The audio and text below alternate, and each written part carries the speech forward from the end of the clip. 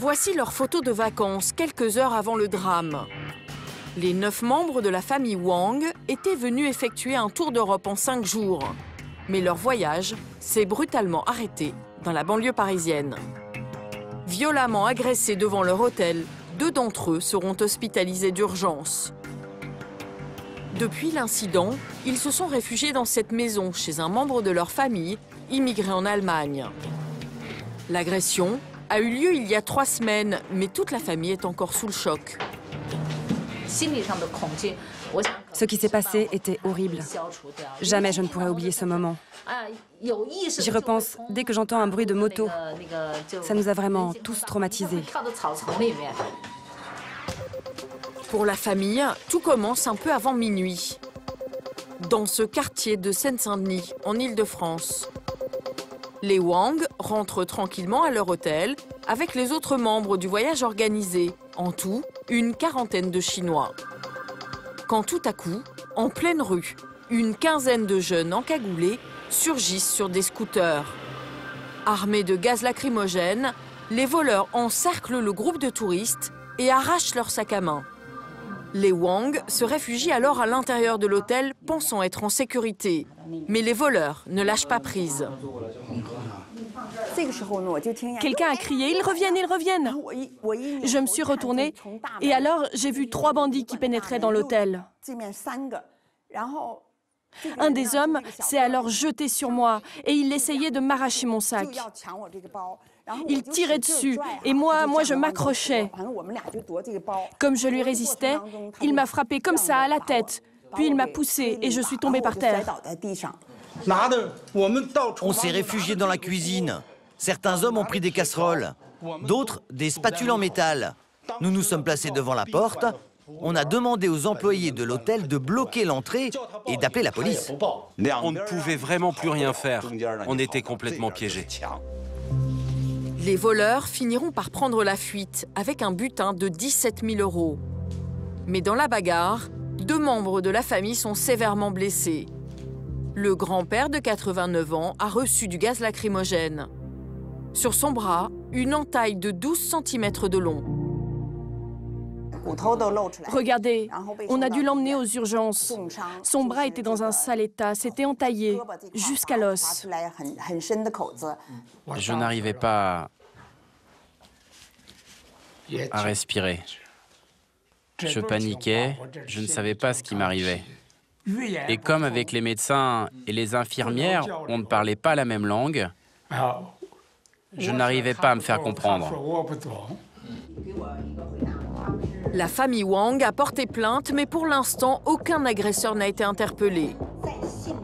Le tour opérateur a décidé de ne plus envoyer ses clients dans les hôtels de Seine-Saint-Denis et il a offert à chaque victime un bon de 30 € de réduction pour un prochain voyage. Une compensation dérisoire. Alors aujourd'hui, la famille Wang n'a qu'une hâte, rentrer en Chine pour oublier ses vacances françaises. Malgré la multiplication de ce genre de faits divers dans la capitale, ils étaient l'année dernière plus d'1 million de Chinois à visiter notre pays. C'est à 1 heure du centre de Paris, dans l'Essonne, à Quincy-sous-Sénart, qu'est logé ce groupe de 30 touristes, tout juste débarqués de l'avion. Ils arrivent du centre de la Chine. Après 12 heures de vol, la fatigue se fait sentir. On s'est levé à l'aube. Et chez nous, il est déjà 2 heures du matin. Monsieur Xu s'est offert des vacances avec des amis pour découvrir l'Europe. 2 500 € les 10 jours, billets d'avion compris. Pour ce Chinois qui travaille dans l'hôtellerie dans son pays, ce budget est plutôt important. Alors, à l'arrivée, c'est un peu la déception. Le lit est trop petit. Vraiment très petit. Moins d'1 mètre de large, 80 cm. Je comprends pas, les Européens sont grands. Comment est-ce qu'ils font pour dormir là-dessus? En Chine, il est rare de trouver des lits aussi étroits, même dans les hôtels bas de gamme. Et Monsieur Xu n'est pas au bout de ses surprises. Oh, regardez, un train qui passe.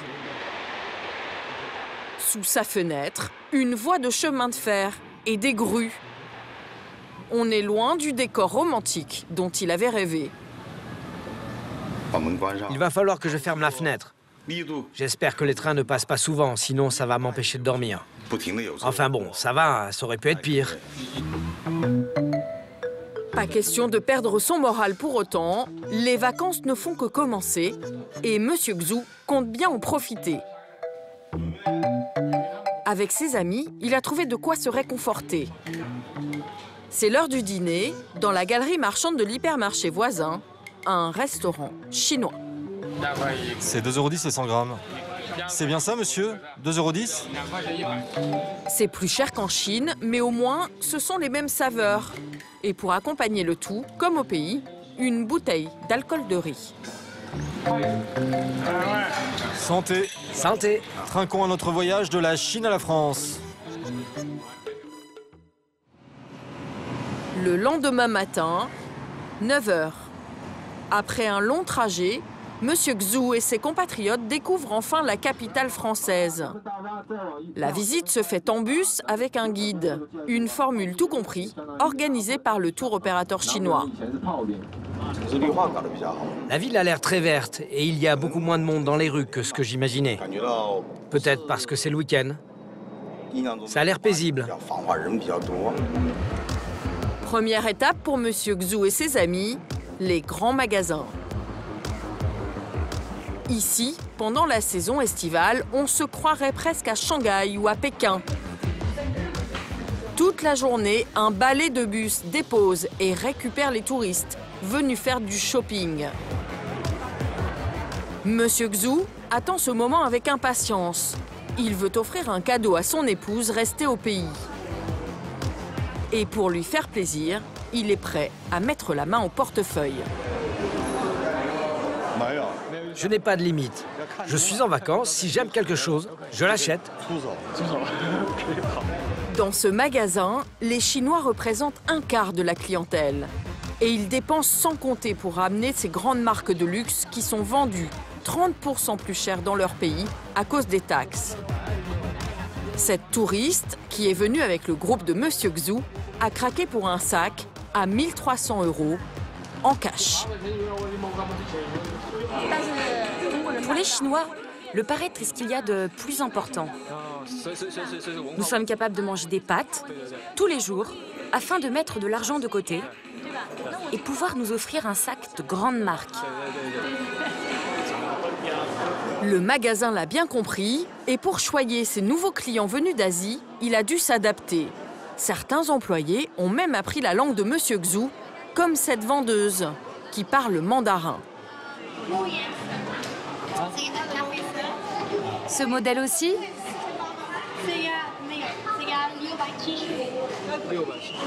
Continuez d'étudier notre langue parce qu'on va être de plus en plus nombreux à venir chez vous. Pour sa femme, Monsieur Xu a choisi ce sac à 650 €. Ce n'est pas donné, mais c'est un souvenir indispensable. Pendant son voyage, il va acheter pour plus de 6 000 € de cadeaux dans les magasins. Aujourd'hui, les Chinois sont les touristes qui dépensent le plus pendant leurs vacances. Deuxième étape incontournable d'un séjour à Paris, la star des monuments français, la Tour Eiffel. Mais avant de pouvoir l'admirer de plus près, le guide tient absolument à mettre tout le monde en garde.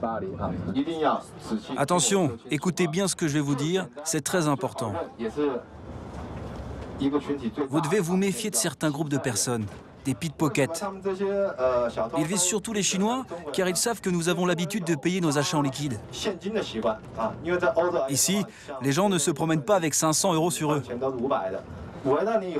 Les voleurs s'approchent et vous parlent, tout en mettant leurs mains dans vos poches. Ils y arrivent souvent. Méfiez-vous. Et Monsieur Li, le guide, ne croit pas si bien dire. À peine descendu du bus, il remarque déjà des pickpockets à l'œuvre. Attention s'il vous plaît, écoutez-moi tous. Des voleurs vous ont déjà remarqué. Vous les voyez? Regardez, les 4 filles là-bas à droite, celles qui tiennent des pétitions à la main. Elles s'approchent de nous, surtout ne leur parlez pas.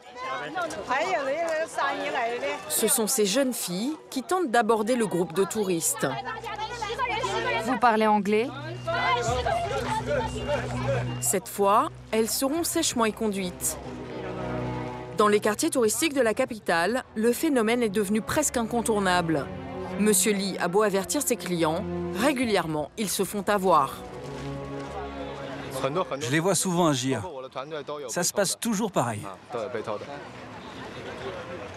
Depuis que je fais ce travail, dans plus de la moitié des groupes que j'ai guidés, il y a eu des Chinois victimes de pickpocket. Monsieur Xu et ses compatriotes ont eu de la chance. Car ces pickpockets font tous les jours des victimes et parfois, les agressions peuvent même être très violentes.